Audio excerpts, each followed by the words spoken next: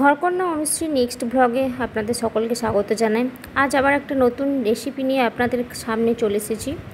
তো আজকে যে রেসিপিটা বানাবো সেটা হলো পুনকো শাক দিয়ে পোস্ত। এটা নতুন রেসিপি আমি বানানোর চেষ্টা করেছি, ভালো হয়েছে কিনা যে খেয়েছে বা যারা খেয়েছে তারাই বলতে পারবে। এর জন্য নিয়েছিলাম চারটে আলু, লঙ্কা, পেঁয়াজ আর যা যা সরঞ্জাম নিয়েছিলাম আপনাদের সাথে দেখাচ্ছি এগুলো। আর পুনকো শাকটাকে ভালো করে কুচি করে নিয়েছি। কুচি করে কেটে সেটাকে একটুক্ষণ জলে ভিজিয়ে রাখতে হবে। শাকের মধ্যে যে সমস্ত পোকা বা যা কিছু আছে সব নিচেতে চলে যাবে, জল থেকে নিচে চলে যাবে এবং সেটাকে ভালো করে 2-4 বার ধুয়ে নিতে হবে।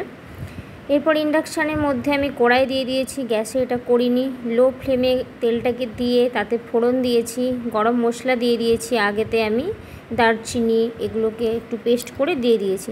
তারপর দিয়েছি শুকনো লঙ্কা, কাঁচা লঙ্কা একটা মাত্র দিয়েছি। ঝাল যারা বেশি খাবেন তারা লঙ্কার পেস্টও দিতে পারেন, কিন্তু আমি দিইনি। আর পেঁয়াজগুলোকে কুচি করে কেটে সেগুলোকে ভালো করে তেলের মধ্যে একটু নেড়ে চেড়ে নিচ্ছি, দেখতেই পাচ্ছেন। আর যে আলুটা আছে ওটাকে কুচি করে নিয়েছিলাম, সেটাকেও একটু ভালো করে পেঁয়াজের সাথে ভেজে নিতে হবে। আলু যদি সেদ্ধ না হয় বা প্রবলেম থাকে তাহলে সেটাকে একবার প্রেশার কুকারে সিটি মেরে নিতে পারেন। খুব বেশি গলে গেলে খেতে ভালো লাগবে না, এই কারণের জন্য এটাকে ভালো করে নেড়ে চেড়ে নিলেই হবে।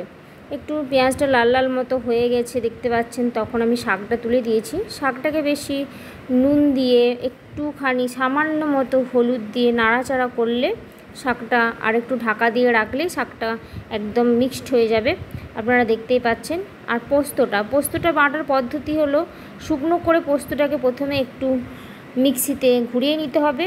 তারপরে আমি দিয়েছিলাম 2টো কাজু বাদাম, সেটার সাথে পেস্টটা আর একটু ঘন মতো হবে, এই কারণের জন্য আপনারা এমনিতেও ইউজ করতে পারেন। তো কিভাবে শাকটা আলুটার সাথে মিক্সড আপ হয়ে গেছে দেখতেই পাচ্ছেন। একটু খুন্তির সাহায্যে নেড়ে চেড়ে নিতে হবে, তাহলেই বুঝতে পারবেন যে শাকের মধ্যেকার জলটা মরে গেছে কিনা, মানে একটু কমে গেছে কিনা সেটা বুঝতে পারবেন। এরপর পোস্তটা যেটা পেস্ট করে রেখেছিলেন মিক্সিতে সেটাকে ভালো করে ঢেলে দিয়ে নাড়াচাড়া করে নিতে হবে। আর পরিমাণ মতো নুন আগে দিয়েছেন এবং তা দিয়ে নিতে হবে টেস্ট করার পরে। আর নামানোর সময় সামান্য পরিমাণ চিনি দিয়ে দিতে হবে, যেটা খেতে দুর্দান্ত স্বাদের হবে বলে আমার মনে হয়। যারা যারা পুনকো শাকের পোস্ত করে খেয়েছেন তারা নিশ্চয়ই জানবেন এই রেসিপিটা সম্পর্কে। আমার তো খুব ভালো লেগেছিলো এবং যাকে খাইয়েছি তারও খুব ভালো লেগেছিলো। ভিডিওটি ভালো লেগে থাকলে লাইক এবং সাবস্ক্রাইব